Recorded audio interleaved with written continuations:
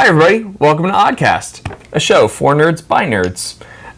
Today, we're going to do something weird. Go figure, it's us. We never do weird shit. Ever. Not once in the history of this show have we ever done something bizarre. It's a lie. So, what we're actually going to do is kind of a hybrid approach to something that I wanted to talk about. And it is a half elevator pitch for those of you who might not have played something or maybe had a little bit of interest but were still on the fence. And it's halfway a what went wrong. Because there were some things that happened in the initial rollout of this item. And the item that we're going to discuss is Days Gone. Which is spurred to mind right now because PlayStation has been doing promotions for, of course, the PS5 and the PlayStation Plus collection, which is coming out digitally. And we don't like PlayStation at all. We're not totally Sony people.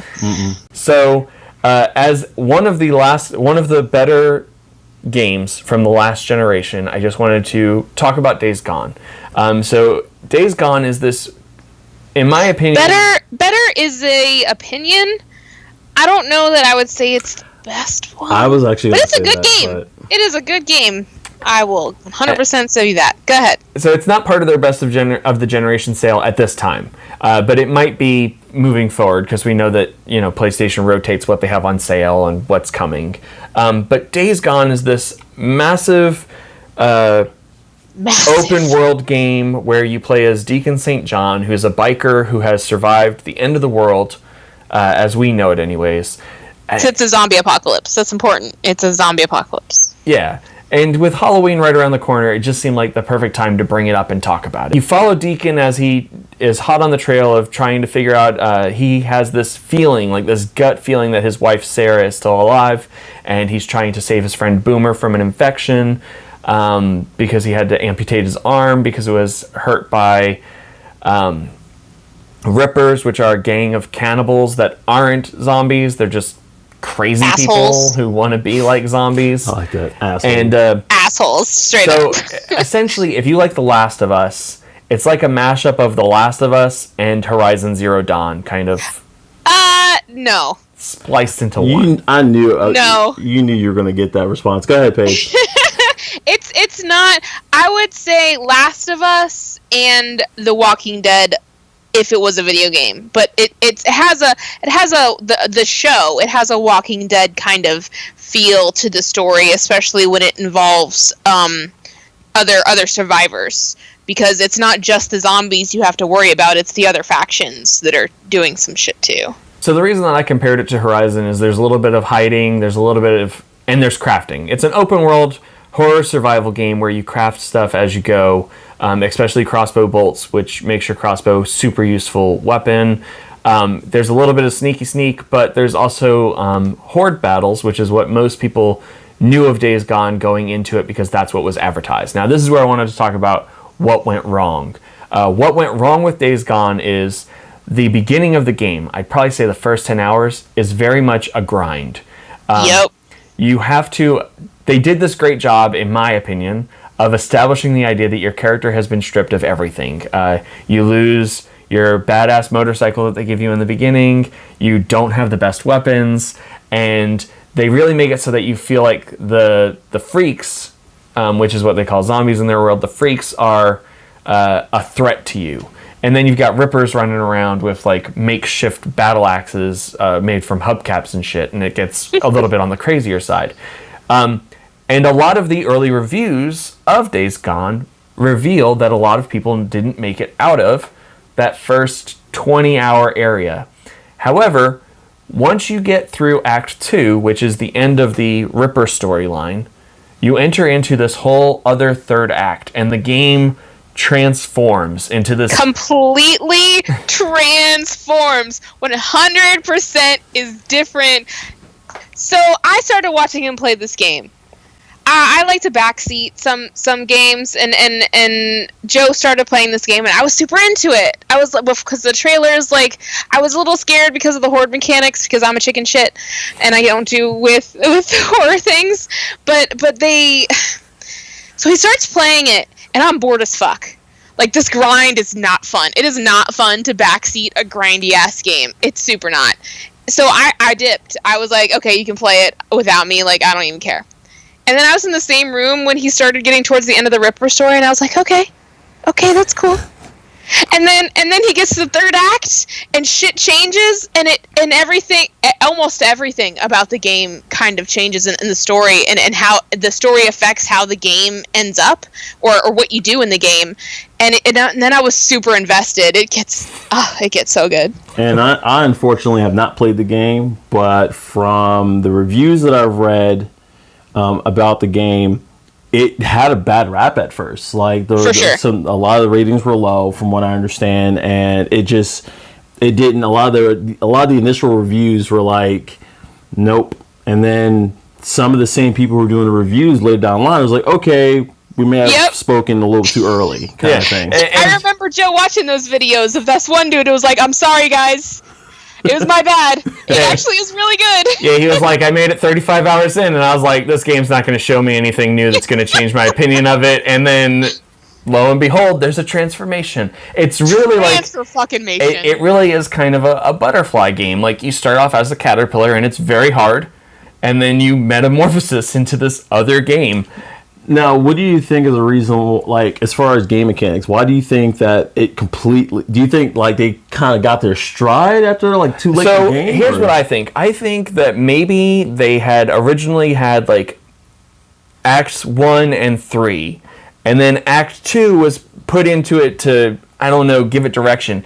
It almost seems like Bend Studios wanted to make two different games in the beginning, and they weren't sure which direction they were going to go by the end of Act 1. And then they were like, all right, well, let's keep both of them, but do them at separate times. I feel like it was more that they wanted to make the game longer. I felt like they had the basic story, and I feel like if they'd have taken out some side quests and taken out a few of and just, like, shortened each act just a little bit, it would have solved all the problems. I don't know how long your game was by the time you platinumed it. So I could be wrong, and I'd have to go back and check, obviously. I want to say that I platinumed it right around 42 hours. And that's it? Yeah, it's not a super, like, it can be longer or shorter based on how much time you want to put into it and what difficulty you're playing it on. Makes sense. Okay. And I never went back and killed all the hordes, because you only needed You just got what you needed to platinum, Yeah, and it's still something that I could do. And the other thing that I wanted to say that, and this is more of a Sony thing than just a Bend Studios thing, it is one of the beautiful things about the Sony games that I have played is that, especially the later ones, like Days Gone and Ghost of Tsushima is going to be another one, they have done a fantastic job of adding on more content for you. Not in the games as a service type of way where you have to pay for added content, but just, here's something else that this game can offer. And Days Gone did that. After the game's initial release, they started, they did a summer of challenges where every week they put out a new challenge board, which is just a timed mission where you have to accomplish a different task. And it can be anything from driving your motorcycle, doing races, you can be doing stealth kills on humans, or the Horde missions, which I actually was sick with vertigo when that challenge mission came out, and I thought that it was only going to be a limited time thing, so I actually recruited Judo to play it for me. I was like, dude, just kill all the zombies you can. I'm going to try and look at the screen as long as I can, and I'm pretty good at first-person shooters. I've gotten good at, like, first-person shooters and third-person shooter type games. And so, yeah, he asked me, he's like, hey, I just need you to do this. His firing, this is how you got to do this, how you do this. And I played that much. I think you played the Horde mode maybe 15 times. Yeah, I played it a pretty decent amount. And you were like, the controls were still a little bit iffy, and there were a bunch of, they give you all the tools that you would have at game completion. So, like, things that I was obviously more capable and familiar with, and like timed bombs and better Molotovs and just knowledge of how hordes move.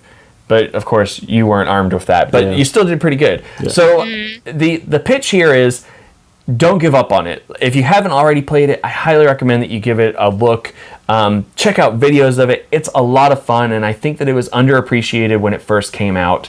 And looking back at it and seeing it now through kind of a new lens, I'm playing it with I'm I'm now driving. I guess drive gaming, is that what the opposite of backseat gaming is?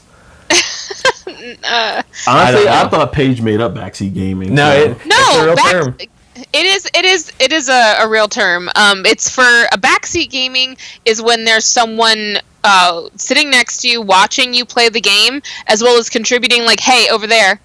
No, we need to go over here. Okay, did you see that thing we just passed over there? Yeah. Oh, I think But they this can be is very, a strategy very we should bad. implement here. That's So- called backseat gaming. Yeah, so backseat gaming can be good or bad. Yeah. And I feel like we'll discuss that at a later time. Yeah, The differences is like should. how you could be a better should. backseat gamer. I approve. Let's do Yeah, this. but I'm driving the game now for another friend who's really interested in it, but really bad at playing video games, and he wanted to see how it goes. So I'm playing through the story with him, and it's interesting to see it with new eyes and going back and being like, oh man, I remember this was really hard.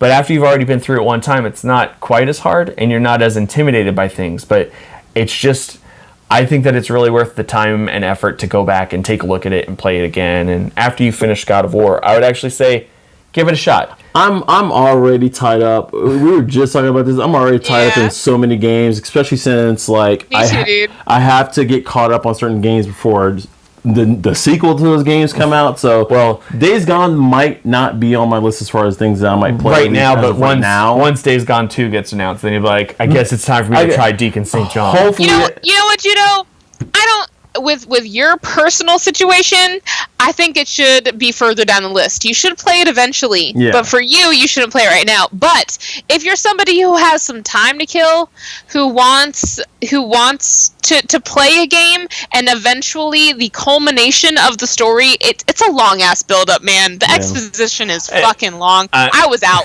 I was super out. It was not fun. Like it was. I'm I telling you didn't guys, care. it is all about breaking down the characters so that you can build them back Yeah. up, and it builds them Yeah. back up in such a fantastic way. Like, Yeah. What you it reach the adds up third to- act and you're like, oh shit, this is Yeah. way better. For sure. Like I was super in it. I wasn't even paying attention because before we had our TV stacked, so his TV was mounted on the wall and mine was right underneath. So we would sit on the couch right next to each other, and I'd be playing my game and he'd be playing his game. And I started to pay attention. And I was like, what is happening? Why is that? What did he do? Who is? Oh shit! Like it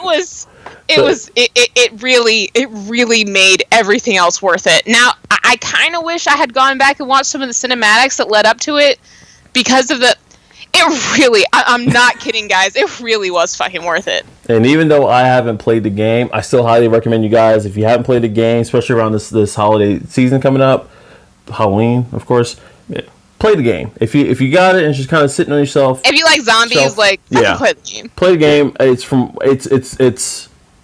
what I understand, from what Paige and what Joe is saying, it's get through. It's like watching a television show. It's like me trying to watch the whole first season of The Office. I gotta kind of gruel through the first season. So, and then after that, it's just Or great. if you're Paige, grueling through the first season of Parks and Rec. That was so rough, but so worth it. I know what I'm So about, worth son. it. So yeah, give it a shot. Yeah. And then we'll see you guys next time. I promise, maybe it'll be less weird. Actually, I don't promise that. It's probably going I was about to say, don't no, promise that. no, I'm But- super weird. but- It comes to the territory. But if you wanted to pay attention to what we're doing and what we're talking about, you can go ahead and like, subscribe, and hit the little bell for notifications, and that way the next time a video pops up, you'll hear about it. But let us know in the comments. Did you play it? Did you love it? Did you play it? Did you hate it? I want to know. Did you get to the third act if you hated it? Did you make it to Yeah. Crater Lake? If you Yeah. didn't make it to Crater Lake, I don't know if I could value your opinion of the game. No, I can't. I can't. All right, guys. So join us next time. Until then, stay safe and definitely check it out. I don't think it's the best of Generations. And if you are patient enough to wait, I'm not. But if you're patient enough to wait, just a reminder: it is going to be part of the PlayStation Plus collection. Day one, PS5, PS5. available for digital download for PlayStation Plus members. So I feel like this is not going to be the last PlayStation Plus collection game that we talk about. Yeah, I For doubt sure it. not. Especially once you finish God of War. Yeah. Boy! Boy. Later, guys. Later. Bye.